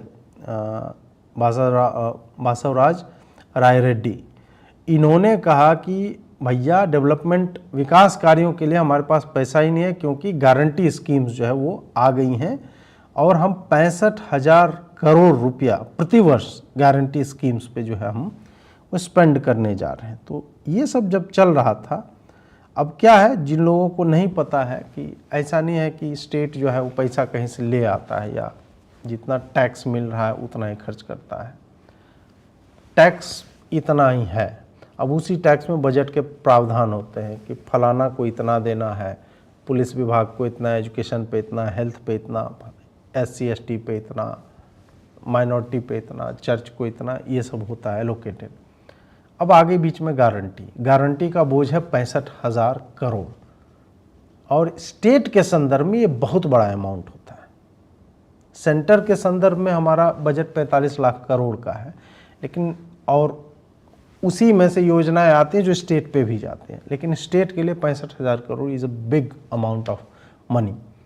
यहाँ पे अब क्या हुआ कि इनके पास जब पैसे घटे तो भाई अब गारंटी देनी पड़ेगी, क्योंकि आपने गारंटी कार्ड बांट दिए हैं, लोकसभा चुनाव में बांटे हैं, तो फिर क्या करोगे आप? तो फिर आप इधर का उठा करके उधर दोगे। तो SC ST वाला से तो 11,000 करोड़ पिछले साल की जुलाई की का समाचार था।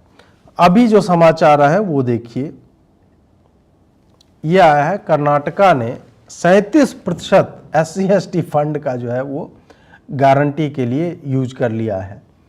और इस पे प्रकाश अंबेडकर ने बताया कि बताइए 14,730 करोड़ रुपया जो SC ST के लिए था वो 5 गारंटी में ये जो लगा रहे हैं, ये डाइवर्जन जो है ग्रॉस इनजस्टिस है दलित और आदिवासी के लिए।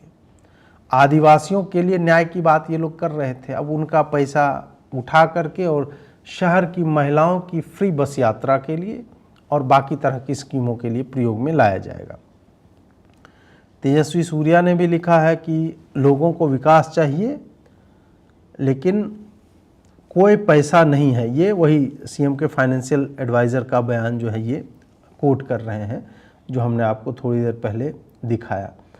अब इसमें एक जो खेला हो गया वो ये है कि जो ST फंड स्कैम जो अभी चल रहा है उसमें जो एक आरोपित है वो 94 करोड़ रुपया जिसने लूटा है, एक तरह से घोटाला किया है, वो एक लैम्बोर्गिनी जो है वो खरीदा उस आदमी ने 3.3 करोड़ का, और ये शेड्यूल्ड ट्राइब के डेवलपमेंट के लिए था कर्नाटक में।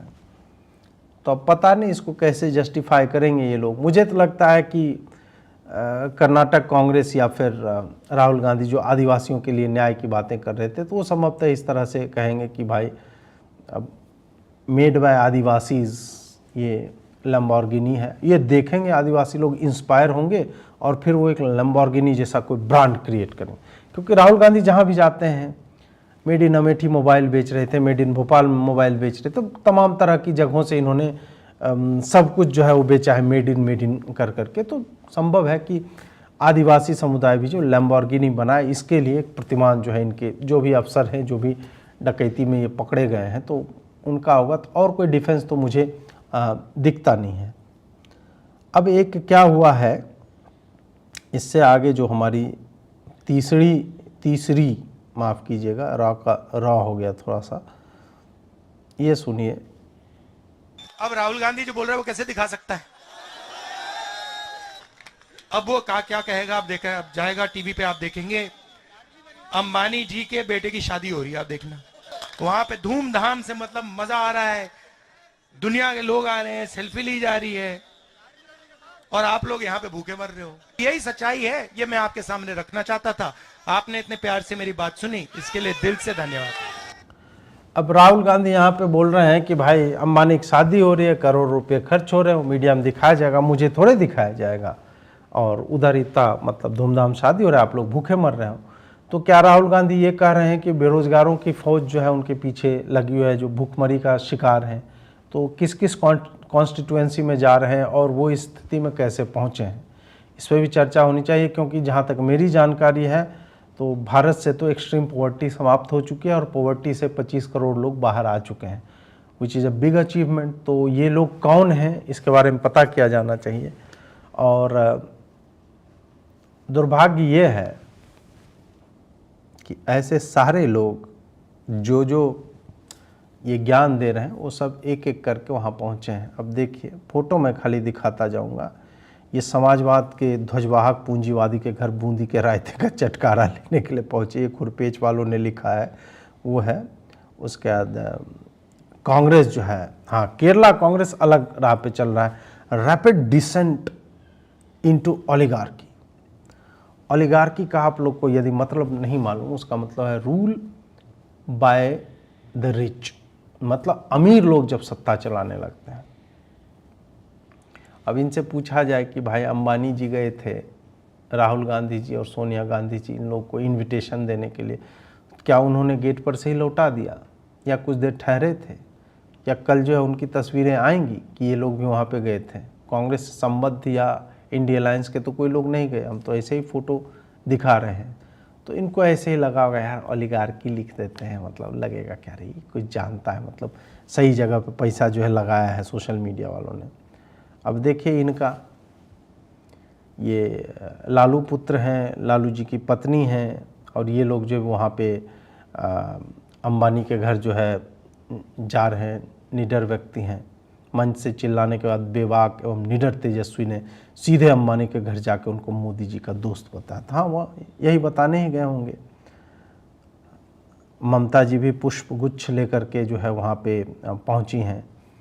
उसके बाद एक गेस्ट लिस्ट भी आया था, इसमें जॉन सीना, अडेल है, किम कार्दाशियां है, काइली जेनर है, क्लोए, एक खोले कार्दाशियां किसने लिख दिया, क्लोए होता है, डेविड बेकहम है, टाइसन है, फीफा प्रेसिडेंट ड्रेक, लेना डेल रे हैं, रेमा हैं, गौतम अडानी भाई साहब हैं, जॉन सीना भी वहाँ पे आए थे, और टॉनी ब्लेयर भी उनके भी आने की बातें हैं, तो वो भी उतर के आ रहे हैं अंबानी के लिए भारत आए। तो इतने सारे लोग जो है वो उस विवाह में जो है सम्मिलित हुए हैं। तो ये रहा विवाह कांड, जिसके ऊपर जो है बहुत अधिक बवाल मचा हुआ है। बहुत सारे लोग हैं भिखमंगे टाइप के, वो कम्युनिस्ट पार्टी वार्टी के, कि बताओ यार 2100 पता नहीं कितना करोड़ जो है वो खर्चा कर दिया, मतलब इतना अगर बांट देते तो कितने गरीबों का। इन लोगों को लगता है कि यार अंबानी जब शादी करता है और इतना पैसा है तो एक जगह पैसा इकट्ठा करके, वो जोकर नहीं था उसमें बैटमैन वाला, तो उसमें जो है वो इकट्ठा करके this city needs a better class of criminals, ऐसे करके किरासन तेल उस पर डाल करके भक्क से आग लगा देता है। वो जो है वो कहीं जाता नहीं, वो पैसा किसी की जेब में नहीं जाता, वो पैसा बर्बाद हो जाता है। भाई कोई तोरण द्वार बना रहा होगा, वो 9-9 हज़ार लोगों का भंडारा चल रहा है, कई समूहों का सामूहिक विवाह हुआ है, कई युगलों का। उसके बाद इतने जो कार्यक्रम होते हैं वहाँ कैटरर्स होंगे, तमाम तरह के लोग होंगे, उनका आने जाने का फलाना ढिमका, ये पैसा जा रहा है। कहा गया कितने 100 प्राइवेट जेट वेट भी इन्होंने किया हुआ था। तो भाई प्राइवेट जेट पे भी काम करते हैं लोग, उसके चक्के में हवा, उसकी ग्रीजिंग और उसका इंजन चलाने वाला और ये सब जो है वो कहीं ना कहीं उस सारे लोग हाई फाई लोग नहीं होते हैं, उच्च वर्ग के लोग नहीं होते हैं। तो भारत में वही है, अमीरों से मतलब एक घिन आती है इन लोगों को। अब नेहरू ने लिख दिया था वो कि profit is a dirty word, तो उसके हिसाब से तो प्रॉफिट होना ही नहीं चाहिए था। कॉस्ट टू कॉस्ट आप बनाइए और बेचिए, तो कोई ग्रोथ होना ही नहीं चाहिए था। और बेचारों ने जब वो सब नहीं हो रहा था तो फिर उसको conveniently Hindu rate of growth बोल दिया और उसका ढोए जा रहे हैं। गरीबी इसी कारण से जो है, गरीबी मिटाओ, गरीबी हटाओ, ये सब करते रहे। 65% तब भी गरीबी थी और ये आ गए 90 के दशक में, तब तक भी उतनी ही गरीबी थी, लोग बढ़े ही, घटे नहीं गरीबी में। तो ये सारा कुछ इनका चल रहा था। तो भाई साहब इनका चलता है वैसे ही, अब क्या किया जाए। आइए प्रश्नोत्तर की तरफ जो है वो चलते हैं। खन्ना जी की मेहरबानी पर बात करें तो कंटेम्प्ट होगा, होने दीजिए, अब हो ही जाए एक आध बार, मतलब 2 बार तो हो चुका है, 1-2 बार और हो जाए और सारे लोग कंटेम्प्ट करें। वो सविनय अवज्ञा आंदोलन नहीं था विनोबा भावे का, तो विनोबा भावे का ही था ना, हाँ, तो उसी टाइप का हमें कुछ करना पड़ेगा। ये ऐसे नहीं चलेगा, क्योंकि ये कम मतलब ये हमारे सामने हो रहा है और हम उसे बर्दाश्त किए जा रहे हैं। तो ये मुझे नहीं लगता है कि चलना चाहिए। अब सुप्रीम कोर्ट के जजों को, या जहाँ पे भी हैं, वो अभी एक हाई कोर्ट बार एसोसिएशन है यहाँ का, इलाहाबाद हाई कोर्ट का, उसने बोला कि तुम भगवान नहीं हो, हम तुम्हें मिलॉर्ड और ये सब नहीं बोलेंगे, हम सर बोलेंगे, योर ऑनर बोल देंगे, क्योंकि वो पद जो है सम्मानित है। आप लोग पब्लिक फंडेड इंस्टीट्यूशंस हो, आप भगवान नहीं हो, लॉर्ड सॉर्ड, अब ये नहीं चलेगा। इस तरह से जब तक इनको कि तुम गवर्नमेंट एम्प्लॉई हो, तुम्हारी अकाउंटेबिलिटी है, तुम किताब के रास्ते से चलो, वो किताब नहीं, दूसरे जो संविधान है और न्याय संहिता आ गई और जो साक्ष्य अधिनियम है, इन सब के हिसाब से आप चलिए। अपने मन से नहीं कि यार 90 दिन हो गया यार, चुनाव में थोड़ा चला ही जाएगा तो क्या हो जाएगा, केजरीवाल जाने दो यार, नहीं हेमंत सोरेन को मत दो, वो तो आदिवासी आदमी है, या जो भी उनका लॉजिक रहा होगा। मुझे नहीं पता कि उनका रंग काला था इस कारण नहीं दिया गया उनको उस समय में, बाद में तो मिला है, लेकिन क्या कारण रहे होंगे कि एक चीफ मिनिस्टर को इंटरिम बेल मिलता है, दूसरे को नहीं मिलता है। यह आज ही बता दें, उसी एक्साइज पॉलिसी केस में सिसोदिया भीतर है और इसको बुलाया है इतने लंबे समय, यार इलेक्टेड रिप्रेजेंटेटिव है, तो क्या हमें पता नहीं चल रहा है कि what the hell is going on. Just जुमला, बस कड़ी निंदा करते रहो। Youth today does not resonate with emergency and Modi should start doing politics now. बस हो गई विकास की राजनीति।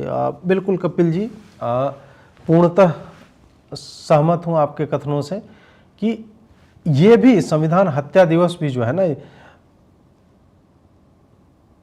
केवल इसको ऐसे ही मत रहने दो कि ये यार एक दिन आ गया, नहीं, इसको आप अंबेडकर जयंती, गांधी जयंती ऐसे टाइप का मत रहने दो। ये एक्चुअल में वैसे दिन होने चाहिए जिस दिन चर्चा होती है, जैसे अमेरिका में था ना ब्लैक हिस्ट्री मंथ, तो पूरे महीने बच्चों को पढ़ाया जाता है काले लोगों का, श्वेतों का इतिहास, इस तरह से।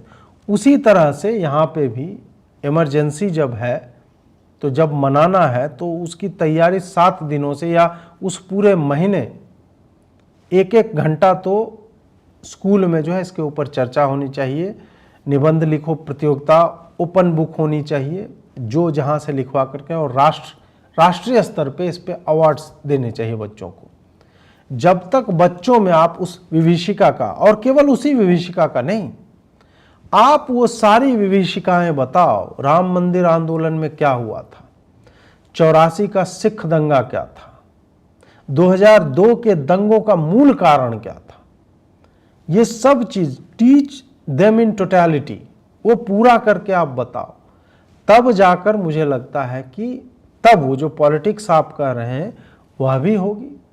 एजुकेशन जो हम एजुकेट करना चाहते हैं आज के पीढ़ी के लोगों को, वह भी लक्ष्य सधेगा।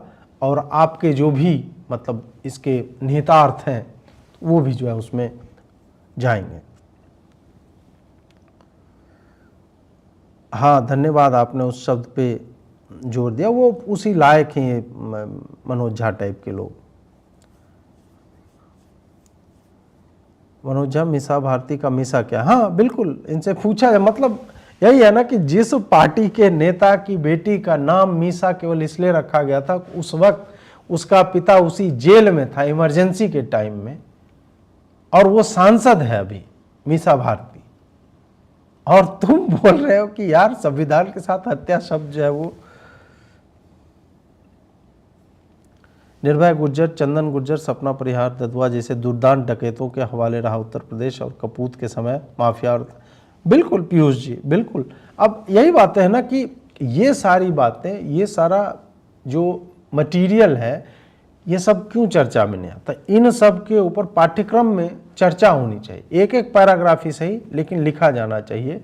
बच्चों को अपने राज्य का जो वर्तमान परिदृश्य है, हम यहाँ तक कैसे, ये सब पढ़ाया जाना चाहिए कि किसके कालखंड में क्या क्या चल रहा था। और खाली मतलब ऐसे नहीं, स्टेट को लेकर के समाज शास्त्र जो होता है, सोशल स्टडीज़, तो उसमें इन सब चीज़ों को इनको इंक्लूड करना चाहिए।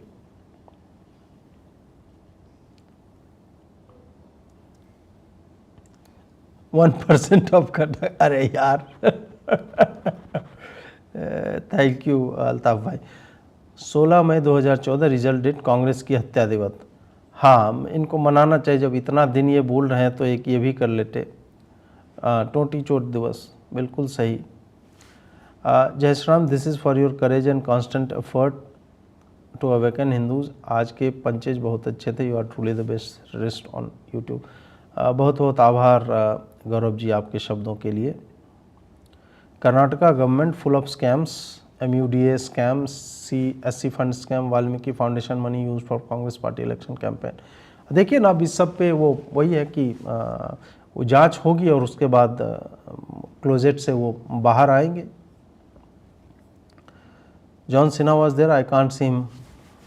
देखिए, you can't see me as well.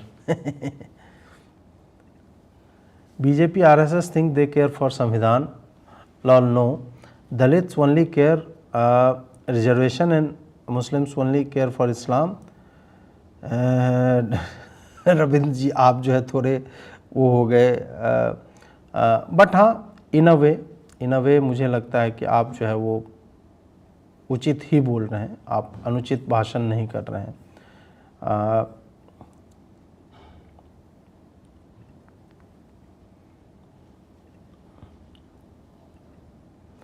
भाई, क्या बीजेपी को डायरेक्ट एक्शन डे पर भी जागरूक नहीं करना चाहिए भाई? बिल्कुल यार, ये सत्ता का ही कार्य होता है कि आप इन सब पे चर्चा चलाओ, और इनकी केवल बरसी पे नहीं, उस पूरे सप्ताह, उस पूरे महीने ऐसे, क्योंकि ये हमारे इतिहास के वैसे कालखंड हैं जिनके होने का औचित्य नहीं था आधुनिक परिदृश्य में देखा जाए तो, लेकिन ये हुए हैं, और किस कारण से हुए हैं इसकी जानकारी हर बच्चे को होनी चाहिए। They must know about it. जैसे कि ऐसा नहीं कि जूस को हम मतलब हॉलोकास्ट नहीं बताया जाता, अरे बच्चे यार हॉलोकास्ट कैसे बता, नहीं, उनको पढ़ाया जाना चाहिए, उनको शत्रुबोध होना चाहिए, उनको इतिहास बोध होना चाहिए। ये दोनों की मुझे लगता है कि यहाँ पे कमी है। खन्ना जी के पिता भी जस्टिस थे, हाँ, खन्ना जी सब टैलेंटेड घरों से आते हैं भाई साहब, सारा टैलेंट वहीं पे है। रंग पर भी न्याय की परम मूर्ति जमानत रोंगते हैं। अब लग तो वही रहा है, नहीं तो बेचारा उसमें क्या कमी है? वो है ना, वो फिल्म चक दे इंडिया में वो जो रहती है, वो जिप खोल करके नीचे कर देते एक मुझ में ऐसा क्या, तो वही वाला .jpeg टाइप का मीम हो जाएगा कि भाई हेमंत सोरेन को क्यों नहीं दी गई थी अंतरिम जमानत? उसके राज्य में भी चुनाव चल रहे थे, सेम लॉजिक था कि उसके बाहर रहने से क्या हो जाएगा, क्योंकि संभवतः हेमंत सोरेन को उस तरह के वकील जो है उपलब्ध नहीं थे जिनका चेहरा देख करके डेट्स अलॉट किए जाते हैं।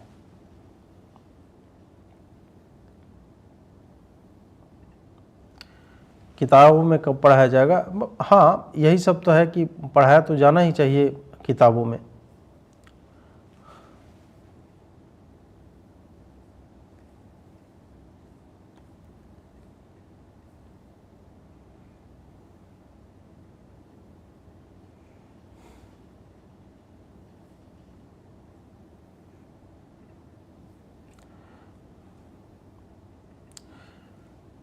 हाँ, जय श्री राम। सोन पिंपले पर एक डिटेल मुझे नहीं लगता, मैं ऐसे लोगों को मतलब हवा नहीं देना चाहता जो मतलब दे डोंट डिज़र्व, क्योंकि ये जिस तरह की विचित्र बातें करते हैं ना, वो I don't identify with that.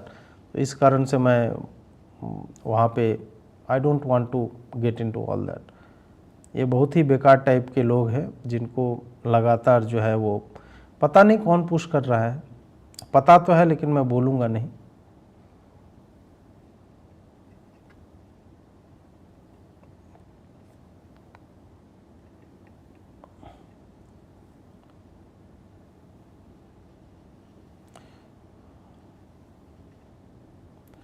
अरे हाँ, एक मिनट, ये आशीष भाई बेचारे बहुत परेशान हैं। जय पेरियार, जय भीम, बाबा साहब अमर रहें। भाई पता भी है पेरियार ने क्या किया था, ये कि ऐसे ही मतलब नीला नीला हृदय जो है वो लगा दिए। थोड़ा मतलब ठीक है, भगवान ने हाथ पांव दिए हैं, मोबाइल भी है, उसी पे गूगल कर लो, संभवतः समझ में आ जाएगा कि वो पेरियार था, बेटियार था, वो क्या कर रहा था वहाँ पे, उसकी क्या अचीवमेंट है।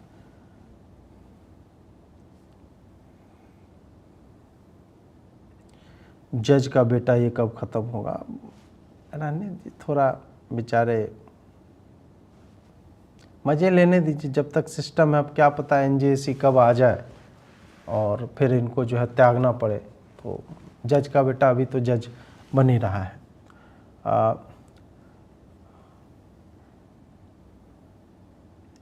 नेता विपक्ष स्मृति जी पे टिप्पणी करने को मना करते हैं पर उनके नेता अब्यूजर के साथ मिलते हैं। हाँ, ये भी मैं दिखा देता हूँ कि राहुल गांधी जी जो है वो ज्ञान दे रहे हैं। ये देखिए कि राहुल गांधी जी ने आज लिखा कि जीत और हार तो जीवन में लगा रहता है, और मैं सबसे अनुरोध करना चाहूँगा कि स्मृति जी के लिए जो है किसी भी तरह का अभद्र भाषा का प्रयोग ना हो, या किसी भी नेता के लिए नहीं होना चाहिए। ये जो है किसी को नीचा दिखाना, अपमानित करना, वह दुर्बल होने के चिन्ह हैं। वो जो है मतलब बलिष्ठ होने के चिन्ह नहीं, जो भी स्ट्रेंथ का वो नहीं है परिचय। मौत का सौदागर, शिवलिंग पे बैठा बिच्छू, मोदी चोर है, इस तरह की शब्दावली का प्रयोग कौन कर रहा था? राहुल गांधी जी। आप, आपकी माता जी। मैंने उसको बोला वो कांपने लगा, इसे देखा आपने, वो कांप रहा था मोदी। तो ये कौन सी भद्र भाषा है? ये सारी चीजें अभद्रता ही है जो आप लोगों ने मेन स्ट्रीम की है, और इसी कारण से आपके सपोर्टर आपको सपोर्ट करते हैं। ये भाई गजब का, किसी को भी कहीं पे भी मतलब गाली दे देता है यार, ये सही है? तो ये फौज आपने तैयार की है, तो इसको ऑन इट अप ये कीजिए आप। ये कहाँ मतलब ऐसा मतलब दर्शन शास्त्र जो है वो दिए चले जा रहे हैं। ये यहाँ पे आपके साथ जो लोग खड़े हैं, तो वो देखिए, वो ऐसे लोगों को आप साथ रखते थे, और देखिए कि ये लोग क्या क्या बोलते थे।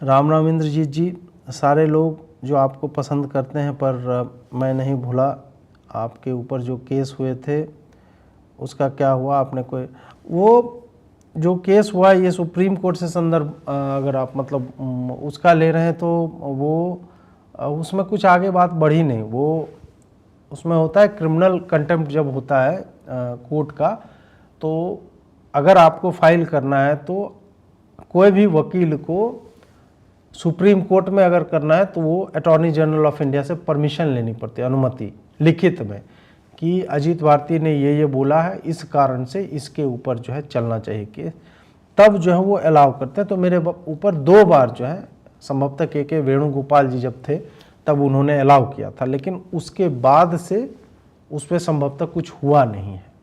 तो उसकी प्रतीक्षा मैं भी कर रहा हूँ कि यार कुछ तो हो, कम से कम बात तो आगे बढ़े कि ये कंटेम्प्ट का जो कानून है वो इलीगल है, अवैध है, क्योंकि ये सारे तर्कों के परे हो जाता है। आप ही पार्टी हैं उसमें और आप ही जज भी है, तो ये कैसी बात होगी? इसमें तो कोई थर्ड पार्टी को जज होना चाहिए ना, जो हम दोनों से अलग है।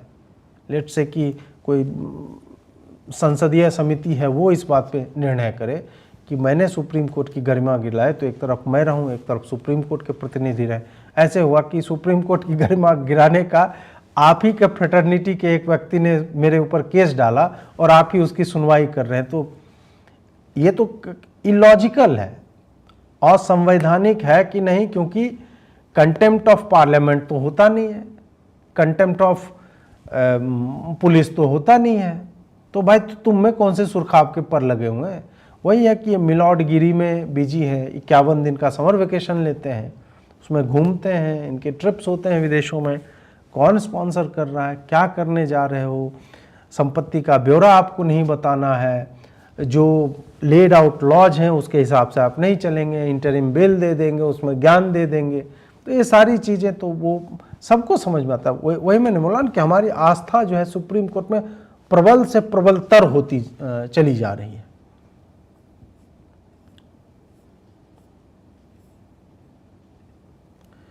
थैंक यू तरुण भाई।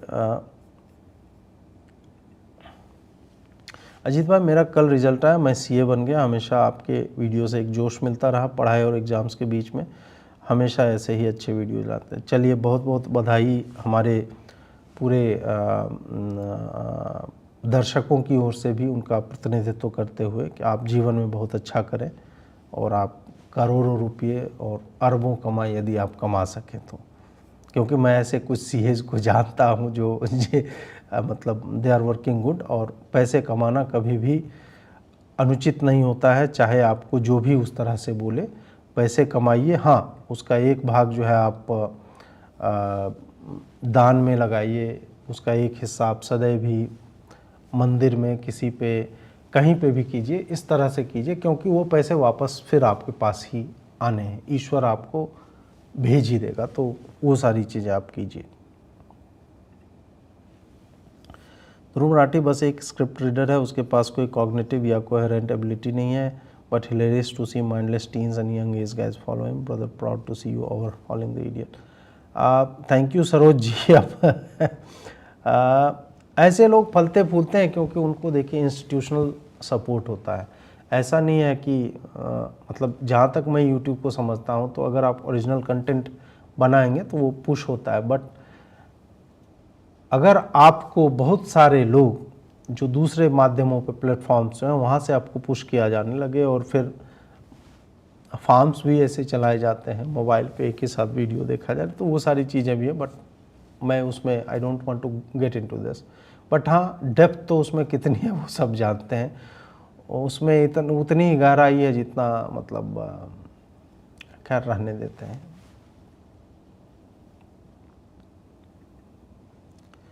वो तीसरे पाँव से कम कमले तब बेटियार की असलियत जाने। हाँ हाँ,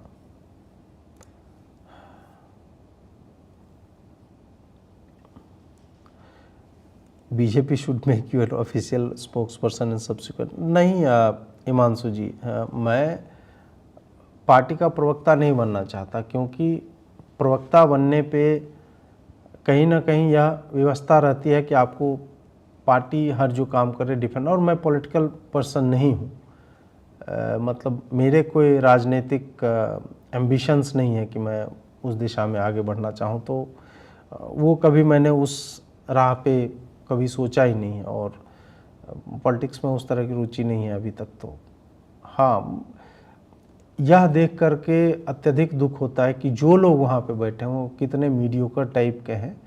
मैं लोकसभा की बात नहीं कर रहा हूँ, राज्यसभा की बात कर रहा हूँ। जो मनोनीत होते हैं, मुझे लगता है कि उसमें कुछ ऐसे प्रबुद्ध लोगों को भेजा जाना चाहिए जिनको बोलना आता हो, जिनमें रिसर्च की एबिलिटी हो, जो तत्क्षण जो है किसी भी इस तरह की कि हिंदू हिंसक होते हैं फलाना ढिमका, ऐसे स्टेटमेंट्स का, कथनों का प्रत्युत्तर जो है उचित शब्दावली के साथ दे सकें। तो ये कहीं ना कहीं मुझे अत्यधिक खलता है कि इस तरह की संस्था से, पार्टी से या संघ से आए लोग जो आगे आते हैं वो कैसे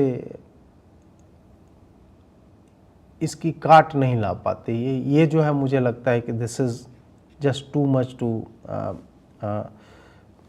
स्वालो। केजरीवाल मामले में हाईकोर्ट और सुप्रीम कोर्ट के फैसले पर इतना अंतर क्यों है? प्रवीण जी, व्याख्या यदि मैं स्पष्ट शब्दों में करूँगा तो मुझे कल जो है यहाँ से दिल्ली पुलिस पकड़ के ले जाएगी, तो मैं उतना नहीं करूँगा। बट मैंने बोला ना कि यहाँ पे डेट देने का ये सब जो कम्प्लीटली आर्बिट्रेरी है, उसका कोई रिटन रूल नहीं है बड़े लोगों के लिए।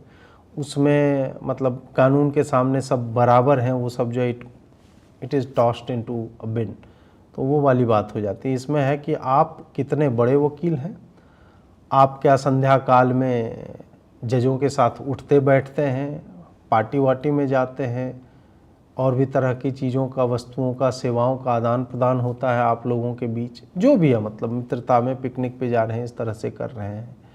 तो जो अभी मतलब ऐसा नहीं है कि ये सब आप मुझे कहें कि जी आप प्रूव कीजिए कि अभिषेक मनु सिंघवी और CJ चंद्रचूड़ या जस्टिस खन्ना जो है मित्र हैं। I won't be able to prove that. लेकिन जो दिख रहा है सामने कि एक सामान्य व्यक्ति को लंबा समय लग जाता है उस रजिस्ट्री तक पहुंचने में और अपना केस जो है वो दर्ज करवाने में कि हमें बेल दे दो। यार सुप्रीम कोर्ट तो छोड़िए, आप बेल की सुनवाई आप लोअर कोर्ट में चले जाइए। अगर आपका वकील जो है उस तरह का नहीं, आपको 2-2 महीना प्रतीक्षा करनी पड़ जाएगी। इसका लाभ जिसके भी पास पैसा होता है, जिसके भी पास एक्सेस होता है ऐसे वकीलों का, वो उठा लेते हैं। और यही कारण है कि हाई कोर्ट में नहीं चलेगा, राउज एवेन्यू कोर्ट जो है लोअर कोर्ट, उसमें नहीं चलेगा, सुप्रीम कोर्ट में चलो भाई यहाँ माने हम वहाँ पे देख लेंगे। तो जब नेता लोग कहते हैं ना कि न्याय में हमारी आस्था है, तो वो जानते हैं कि they can tweak it according to their whims. उस कारण वो बताते हैं कि यार न्यायपालिका में हमारी आस्था है, let the law take its course. ये सब जब बोलते हैं वो जानते हैं कि लॉ को इट्स कोर्स नहीं, हमारे हिसाब का कोर्स, हम वो धारा देंगे कि तुम्हें किधर चलना है। They are pretty confident about it.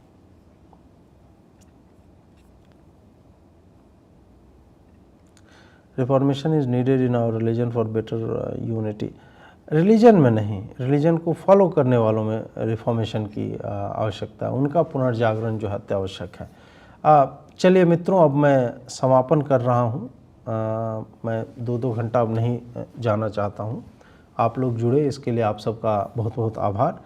यदि आप हमारा सहयोग करना चाहते हैं तो नीचे डिस्क्रिप्शन में और पिन कमेंट में नंबर्स हैं, गूगल पे, फ़ोन पे आदि के माध्यम से कर सकते हैं, और विदेशों में बैठे मित्र पेपाल, पेट्रियन के माध्यम से हमारा सहयोग कर सकते हैं।